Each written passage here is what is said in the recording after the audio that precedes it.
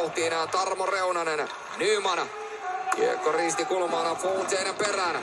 Fontaine 2 pelaajan välistä jälleen kerran jään pinnassa ja yhä uudelleen Gabriel Fontaine ottaa tuon anovan katseen, sitten namutellaan ja mikä maali!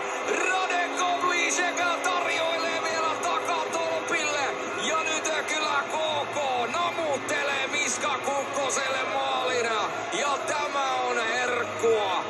Se ei ole Kouvolan lakritsaa, mutta jotain herkkua kuitenkin, kun Miska Kukkonen painaa tämän kauden toisen maalinsa ja ensimmäisenä maalinsa kotiyleisön edessä.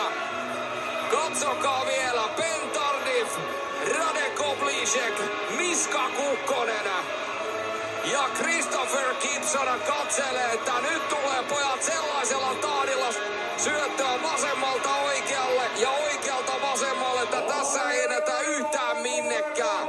Ja ensimmäistä kertaa tämänä keskiviikkoillan aikana kotijoukkue KK hyppää kuskinan paikalle 3-2. Ja nyt täytyy sanoa, että Gabriel Fontaine ottaa tästä osan itselleen, nimittäin vähän ennen tuolta onnistuu Tardif. Kiekko hyökkäysalueella, sitten Daston kääntä maalin eteen ja uskomatonta, mutta totta.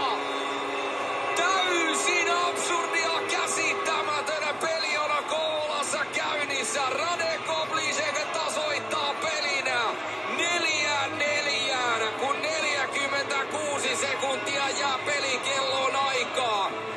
Hän siirtää itsensä 3 ottelun maaliputkeen. 13 maali tällä kaudella.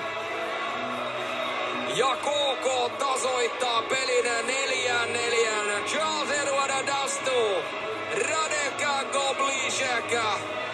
Ja peli on jälleen kerran tasana. Nyt pistää kyllä KK ja Lukkosella niin 10 sekuntia jää pelikelloon aikaa ja KK tasoittaa 4-4.